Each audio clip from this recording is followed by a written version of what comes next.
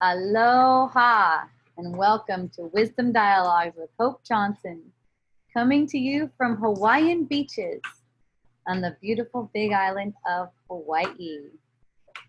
Hooray!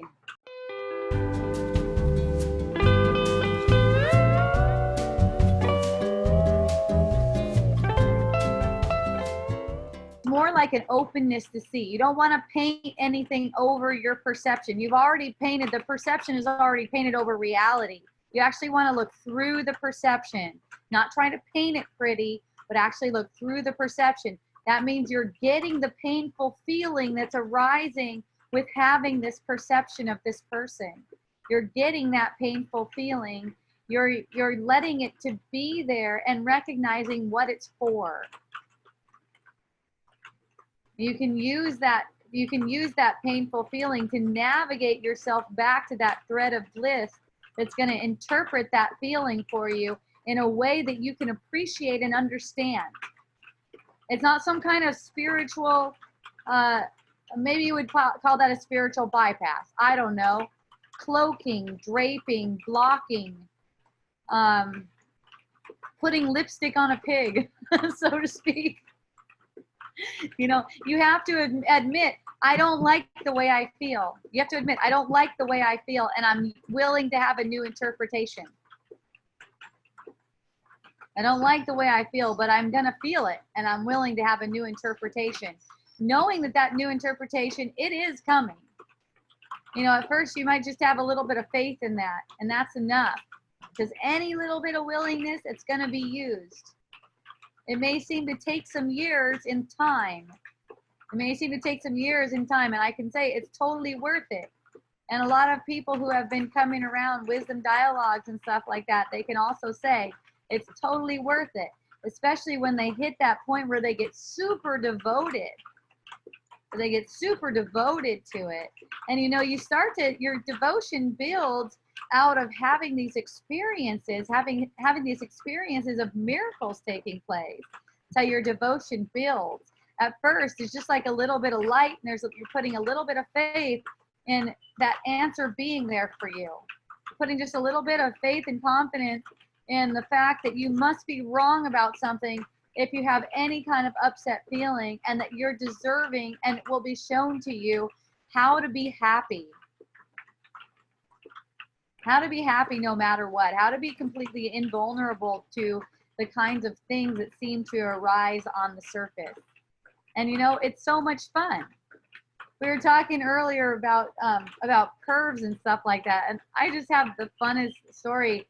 I was running around doing my book tour recently in August, and first I had something come up with my friend, something about the Me Too movement, and I was like, I just love it when anyone tries to do it like a perv thing on me. I just think it's hilarious. I think it's so funny. And she's like, you do? And I go, yeah, it just always turns out so funny. And she looks at me, at least that's my perception. She looks at me like, okay. And so then the next town I go to, it's my family.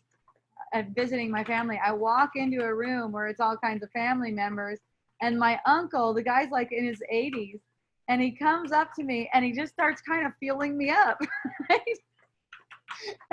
And the way he kissed me was a little bit open mouthed, and I was like, whoa, what's going on, you know?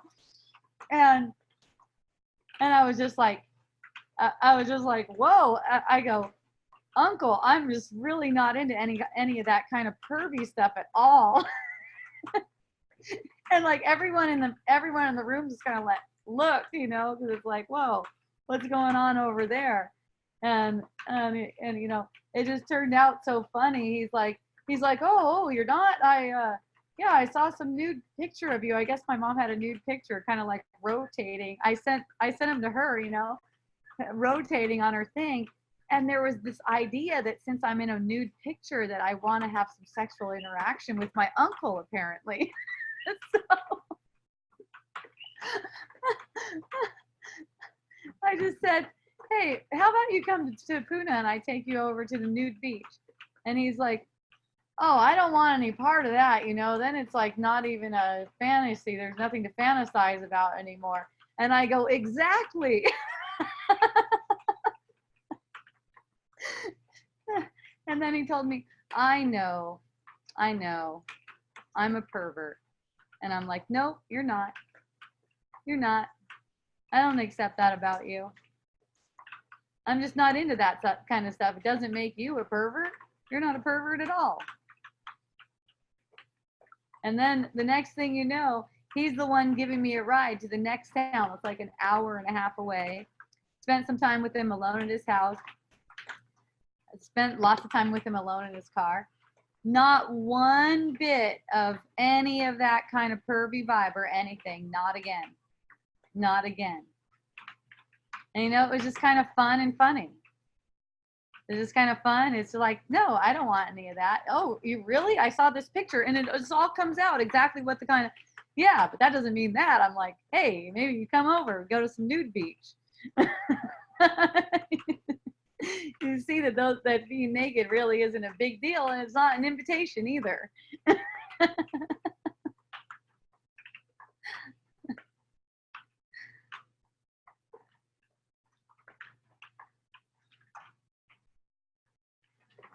Just any of that stuff. It's all for play. It's all for creative play. And when you know that it's all you, it's just not a thing. It's not a thing.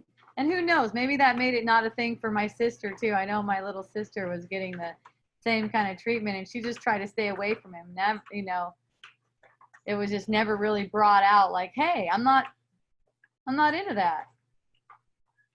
So it's just kind of like this energy like, oh, I don't want that. But instead of just welcoming it and being really honest with it, and you know, also loving, it's like, and it's like, no, you know, you're not doing anything wrong. I'm just not into that. You're not guilty for it.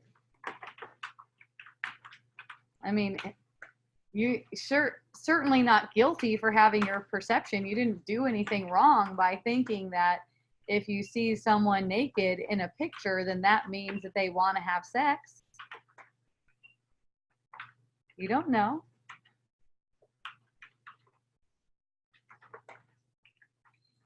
You didn't, you know, there's no judgment on whatever the perception is, and someone's just reacting out of a perception. And here's the thing, if you see them, aloha Goda, thank you for coming, I appreciate you. If you perceive them crossing the line, again, they are feeling guilty. They are feeling guilty.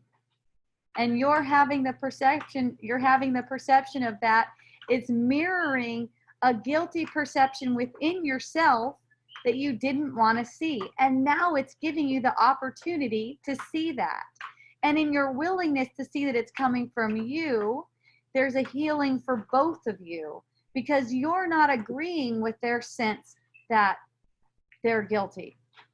When you're not agreeing with their sense that they're guilty, then they can be free of it, and so can you. You start to see them more clearly, and in turn you see yourself more clearly, and that's healing.